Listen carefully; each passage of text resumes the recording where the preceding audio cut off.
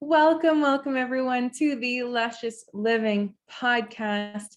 I am so excited to have two very special guests here in Calgary with me today, and it is Aditi and Danyelle. And I connected with them because I have a lot of clients who really go through the grieving process, the trauma really of stillbirth, of miscarriage, and there are some pretty amazing women who specialize in caring for families and women during this very important time. So I wanted to have them on the show today. Welcome to both of you. Thank you for being here. Thank you. Thanks for having us. Yes, thanks for having us. I love it. So how do you describe what it is that both of you do for families and women? Oh, that's a big question. I think we do a lot for families and people that are navigating pregnancy and infant loss. I think that by existing as an organization, I think we give permission to these individuals to understand that what they're going through is normal, and that there is indeed a space for them. It validates everything that they're feeling, and it validates their journey and their babies that are no longer here. I think we bring awareness by existing as an organization. We bring awareness to the mental health and various other impacts that loss has on an individual and families and society as a whole. And then I think, like, in our individual programs, like, we have a lot of peer support programming, so that peer support helps people become a part of a community. None of us want to be a part of this community. This is never a community that any of us signed up for or wanted to be a part of. And it is one of the most healing and life-affirming communities, I think, that are out there. Connecting to peers is so powerful. And then for our programming too, like, we give, for our mental health program, we really support in a specialized way the mental health component of loss. So a big question, but I think an important one. I don't know, Danyelle, if there's something I missed or that you would like to add to that. I look at us, what we try to do each day is not only to support the families, but to break down that stigma around loss and grief, and work daily to, like, normalize it. The loss of a pregnancy, whether it's through miscarriage, stillbirth, neonatal death, it all affects us. It affects us all differently, and affects us all through, different times. It can, sometimes it's stronger, sometimes the grief is a little bit less, but it affects us, and it doesn't just affect our emotions, it affects our whole body. And so I feel like Aditi strived before I met her, and continues to really look at loss as a whole piece of you, not just, okay, well, you're grieving this, we're going to fix this. She works really hard to look at those somatic ways of, healing through the journey of grief, and she works really hard to normalize it.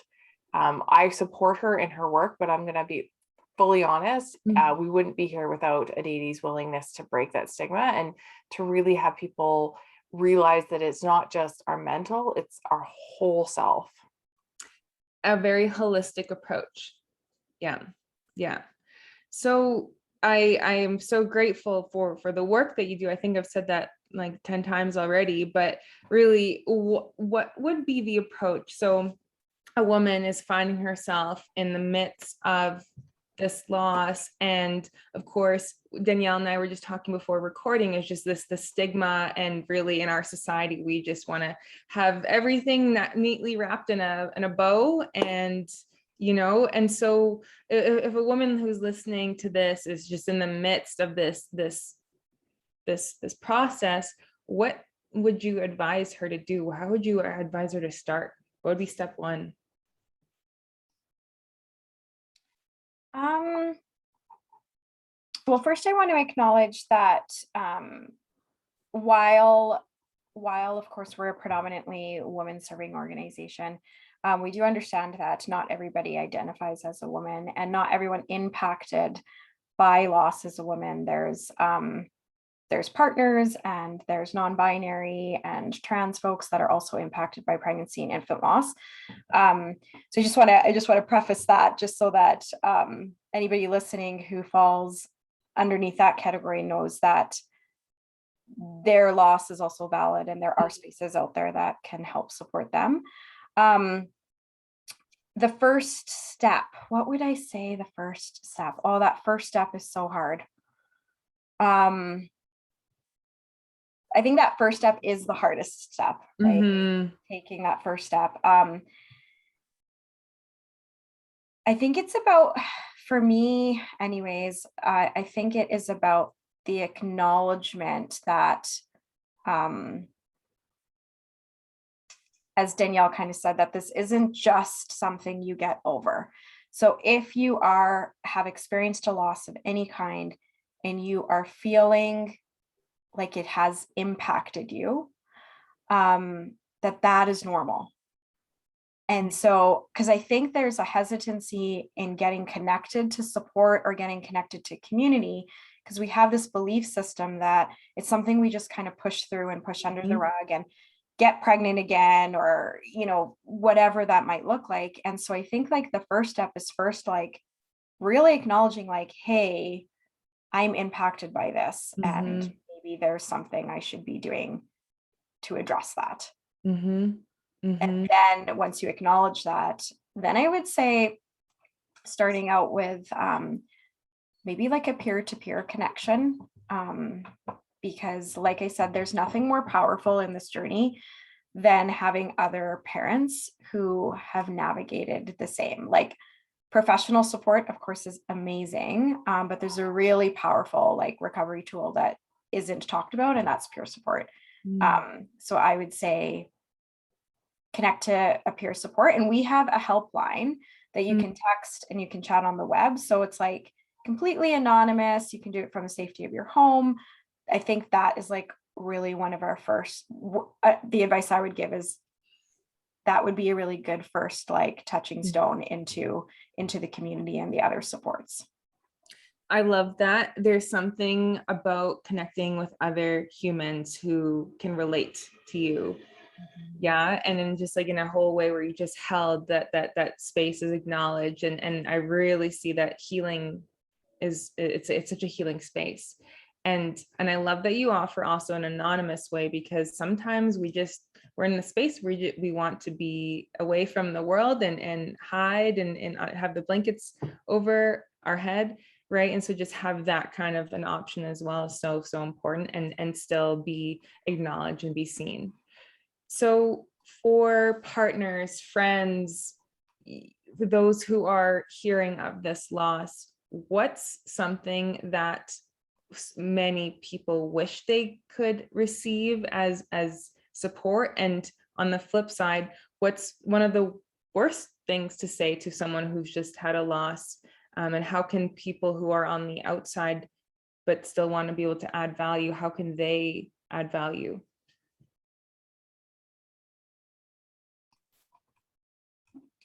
Well, I think there's like a couple of questions in there, because I think that partners experience the loss as well. So I think that number one is what I think we as an organization strive to do every day, is that we want to support the partners. Their role in this loss is not solely to support the birthing person, right? They're also experiencing grief and loss. And I think that a lot of people just think, oh, the partner, their role is to offer comfort to the birthing person. The birthing person has experienced loss differently than a partner, but both are navigating it together. They are navigating it differently, and the impacts are going to be different. But I think for partners in specific, it's giving them that permission to have support available. And again, raise that awareness to say, if you're a partner and you're experiencing loss, there is support available to you, and you can actually talk about it. And it is normal to feel impacted, because I think a lot of partners are like, especially in those early losses, well, any stage of the loss, but I think they kind of feel like they don't have a right to grieve. So yeah, so I feel like the partner bit is a little bit different, and partners too can experience. So Danyelle and I have seen this, and sorry, Danyelle, if I'm I said I will speak for me, I will not speak for Danyelle. I have seen this with my partner, that years later I thought he was doing well, quote, well in his grief, and then years later, as we welcomed a living child, and years later, it turned out he wasn't. And it was because I had all the support, I had done all of the grief work, and he was on the sidelines not doing any of it. Wow. Yeah. And I'll echo that my partner's grief came out in very physical ways.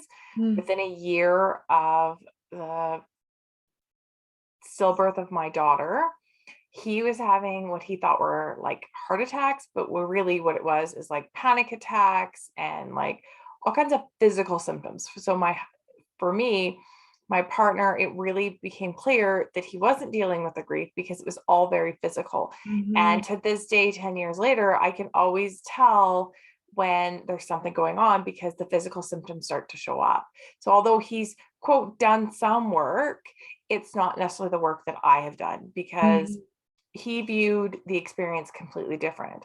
And I always try to preface it that he was on the outside when I was giving birth. So there are moments that I don't remember in the birthing of our daughter, Emelina, who passed away, that he does, because he was there. He was watching the nurses. He was watching the monitors. He was watching the midwife. I wasn't there. We then went on to have a subsequent pregnancy, and there was a lot of trauma that occurred in the room, not physical, but just in the delivery of that child. And again, he was listening, he was watching nurses, he was listening to doctors, he was watching monitors, all the stuff that I wasn't doing because I was in that moment. So he was seeing all this stuff. And when he was seeing this, he wasn't, what do you verbalize? Because in that moment, he didn't feel like he could verbalize what he was experiencing. It was, oh, well, let's just support myself. I'm the birthing individual. Let's just support me. So yeah, the partners is a one area that I'm very passionate, Aditi and I are both very passionate about raising the visibility of them, because they are truly impacted. And it's usually, in our experience, years later that we're finding those impacts. And like I said, my husband, it's all physical. Like I can totally tell when he's having when he's struggling with grief, because it is panic attacks, it is all kinds of physical ailments. Whereas with myself, I might get angry, I might cry, I might be emotional. His are completely opposite to what I would experience. Wow, I appreciate you both sharing a snippet, of course, of that. Because I just learned something new, obviously, right? Because when we think of the birthing person, so are there a few suggestions or tools that the partner can take on to start the grieving process, or to really support themselves as well? I think again, it's the same. My thought process is the same for the birthing person. Is if you're impacted by it, start to realize that is normal. And start to realize that there are supports available to you, that it doesn't make you weak. You don't have to be the strong one. You are being strong, in fact, by addressing your own grief experience. There's a quote that says, grief is innately a selfish time, and it needs to be. And what I think what that means is in the throes of grief, couples often they try to lean on each other, and it usually doesn't work very well because you're grieving so individually. And so kind of separating yourself emotionally, mentally, and doing your own grief work, and then coming back together as a unit where you can grieve the experience together. But if we're only supporting one person, or we're ignoring our needs in it completely, we're probably setting us up for failure moving forward. Like there's a stat, 22% of couples that experience miscarriage will end up separated, and 40% who experience stillbirth will become separated. And so if you are actually, as a partner, it's quote unquote stronger to move towards your grief as an individual, and then later on come back in your partnership to support one another as a unit. Yeah, that's what I would say. So powerful. I mean, I'm very familiar with grief in a completely different context, but it's true where it's like you try to, it is a very selfish time. It's like it's a grieving process, and especially it's a whole other podcast episode on the topic of grief itself. But I actually want to ask you, how can someone identify if something is to the point where it is in fact impacting them? Because so often I see this in my own practice where it's like, oh, this symptom is fine, this is fine, this is fine, I'm fine. But then, are there some identifying factors that someone can say, actually, I'm not okay, that's okay, and here is a place that I can go for support? But do you see any, or suggest some places to look at symptoms, for example, that can actually have someone say, okay, this is language I can use to move forward? Does that question make sense? I think so. Yeah, I think so. From what I'm hearing you saying, like with your clients, they present with physical symptoms, and then, okay, now there's something happening, right? And I would say it's the same, right? Trauma is trauma. And so when you've experienced trauma, you're gonna, as Danyelle mentioned with her partner, some people experience it somatically, right? So there could be like, I can't sleep, or I'm having like chest pain or digestive issues or headache, constant headaches, tension, that sort of thing.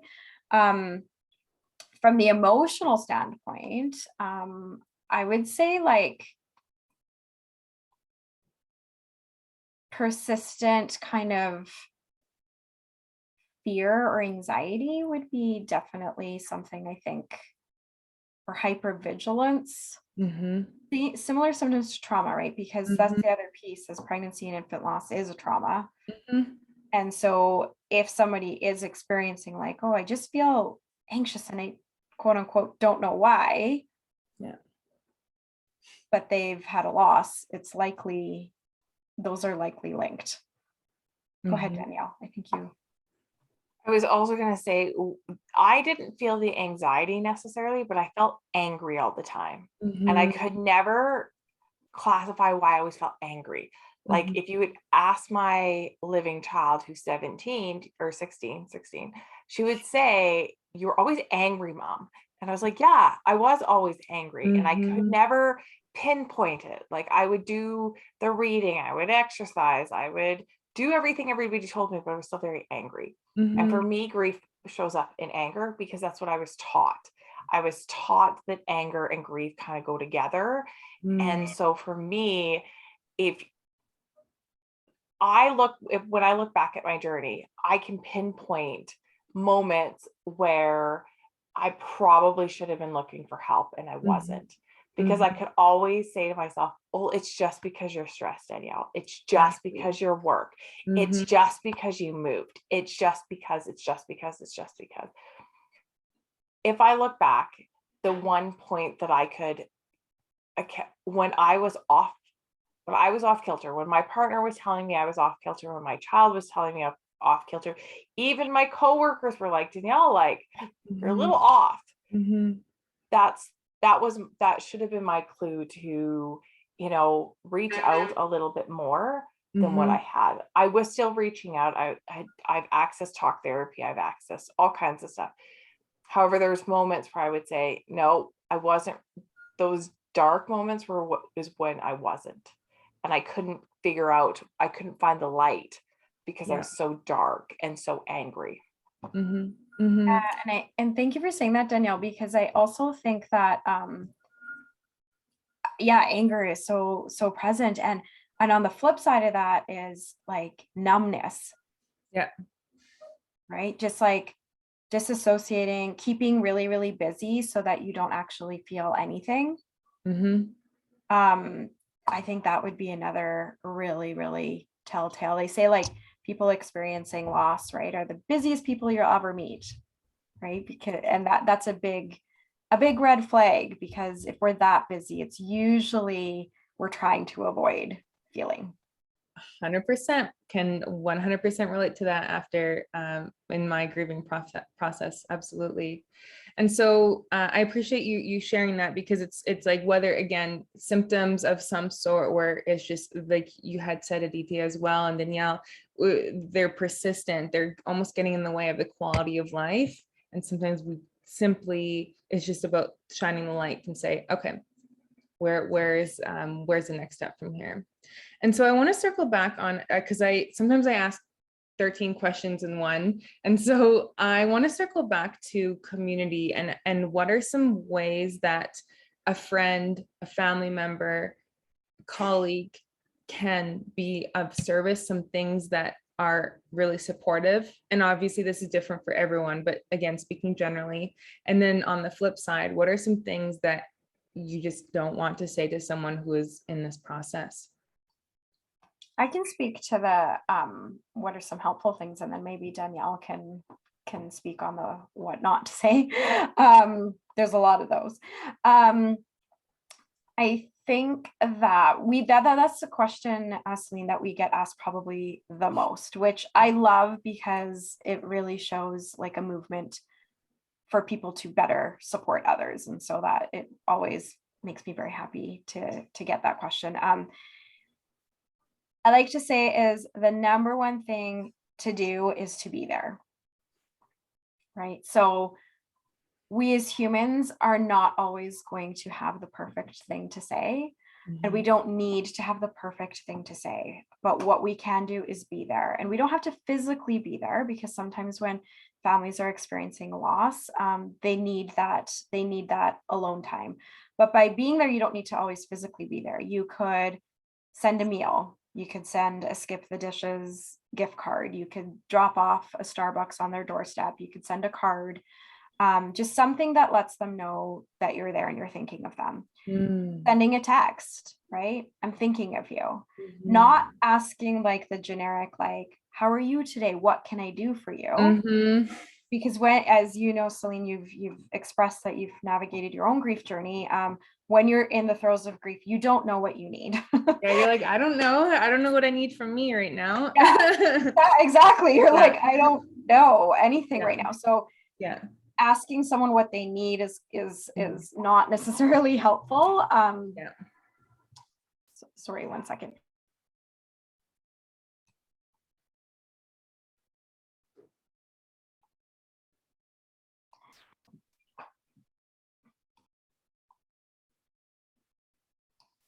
I'm so sorry. And so actually, like, just showing up in those kind of ways, like, I'm thinking of you.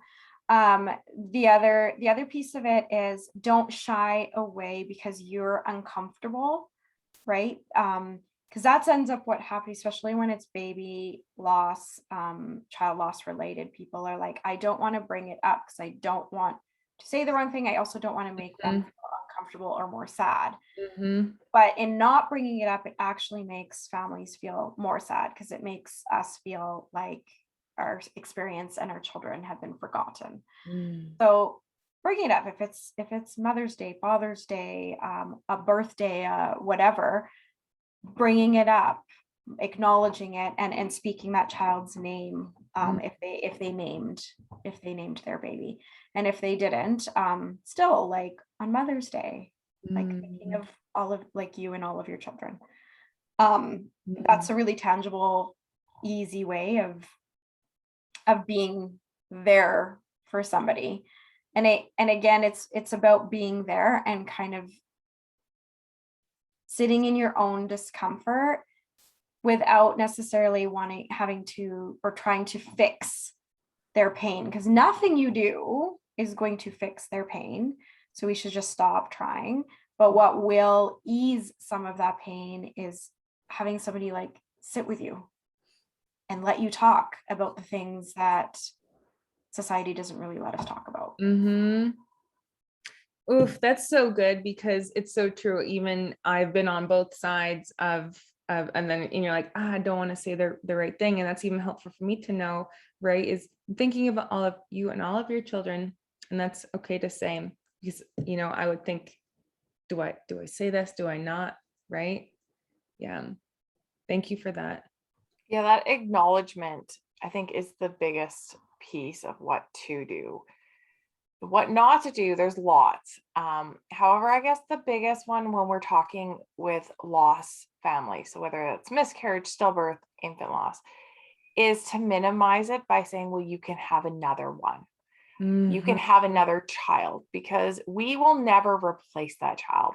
Some families will go on and never have another child after their loss because of infertility, cost, all kinds of reasons.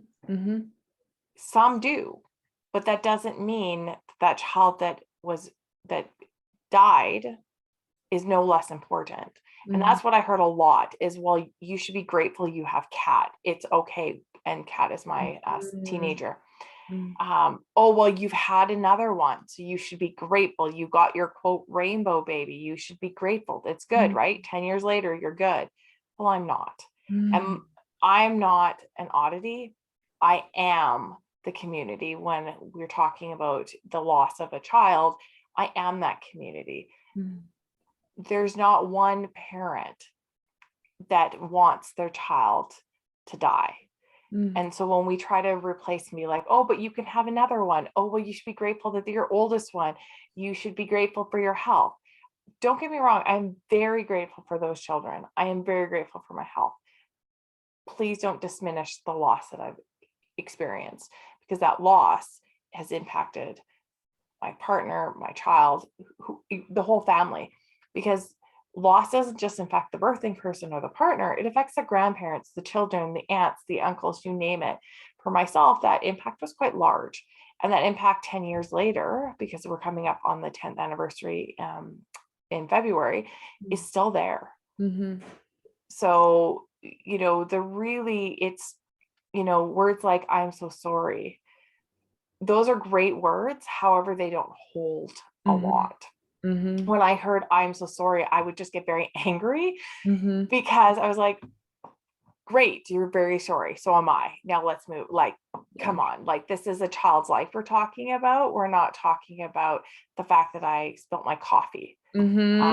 So we're using words like Aditi shared, like, sitting in the discomfort, using words like, thank you for sharing your story. I can relate to that, or I can understand how that might feel like that. The best people in the first year of my loss were the people that just came over with coffee and just let me talk, or we'd go for a walk and just let me talk. None of the people around me had ever experienced loss. However, just letting me talk, or bringing me coffee, or dropping dinner off at my doorstep, even months later, even years later, every once in a while, somebody will drop a meal on our doorstep around our daughter's anniversary of her passing. And it's like, wow, like, this is super impactful. We feel that love. I don't need the support I needed year 1, year 2, year 3. However, just that acknowledgement is so important to our grief journey. Wow. And I appreciate that, because it's so true. It's nothing and no one is going to fix it. There's no amount of gratitude that's going to fix it. It's just that presence and acknowledgement. and that community, so important. Thank you so much. And lastly, if a family has gone through this, maybe even multiple times, yet they still do want to have a baby, and of course, anxiety, grief, like all of that can still be on their mind and heart, what advice would you have to a family who still wants to try again and has this past behind them? I would say to show up and do the work, do the grief work. Yeah, there's no way around this. We have to move through it.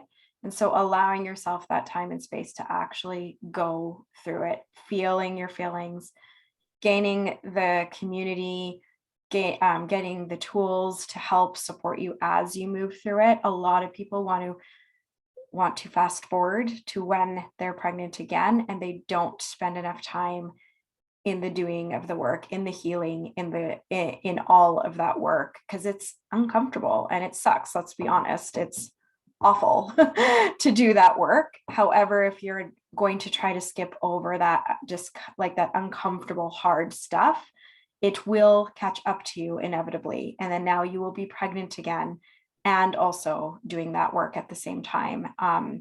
So that would be my biggest advice, is do the work before you continue into that trying to conceive. So your doctors might say physically you're good to go.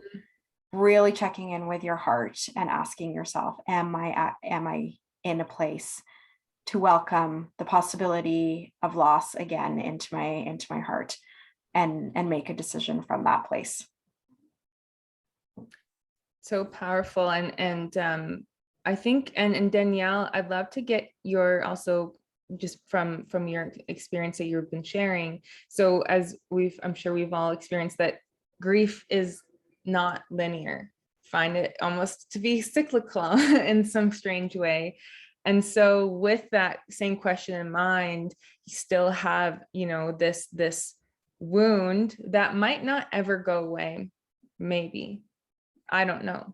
But is there also anything that you've experienced with, with your second child, for example, Danyelle, is there anything that you can also share on that?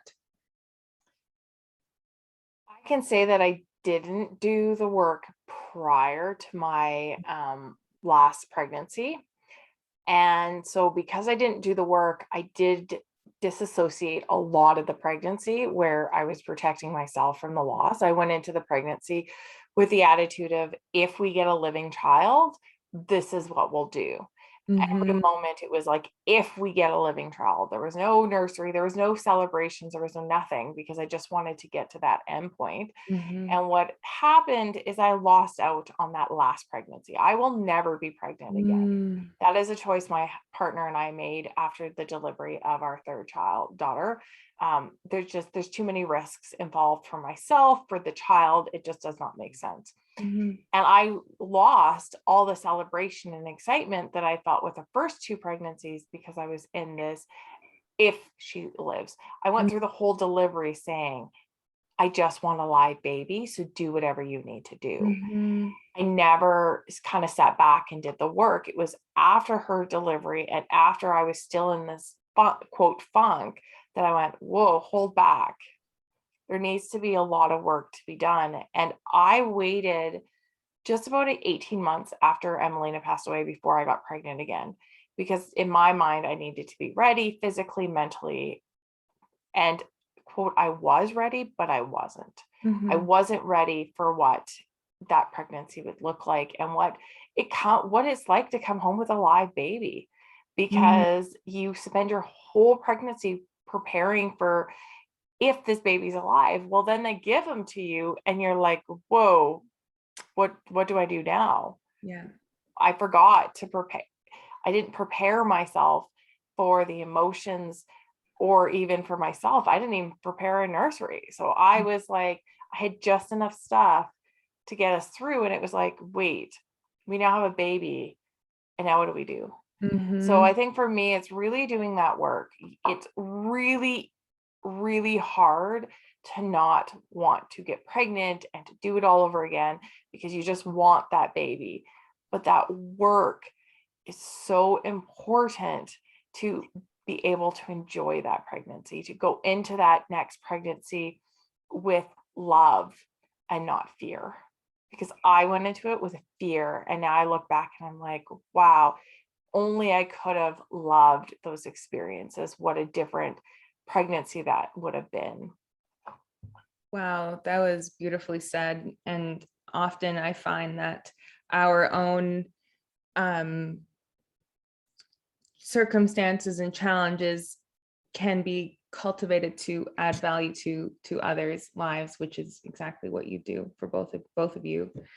I appreciate that. This has been, I mean, there's so many other questions I would love to ask you, and really for the ladies listening, or the people listening on this call, what would be the best way to get resources and be able to connect with you? So we have lots of resources.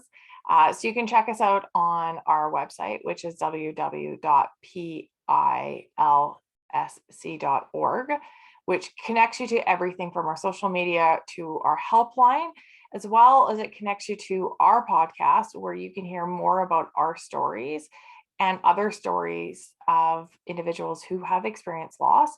We have stories right from grandparents' perspectives to parents' perspectives, so you can connect with us any of those ways. Yeah. I love it. I love it. And ladies, is there anything else that you would love listeners to know about, whether it's your work or about themselves during this time? That you're not alone. I think that's the biggest thing. I think the community that we've built and that we continue to build is amazing, and you're not alone. As much as it feels like you're alone, there is a whole community out here waiting to meet you when you are ready. Beautiful.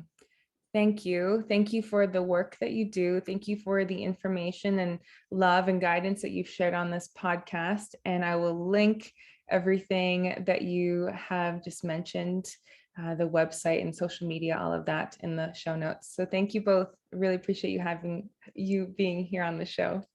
Thank you for having us. Yes, thank you. Thank you.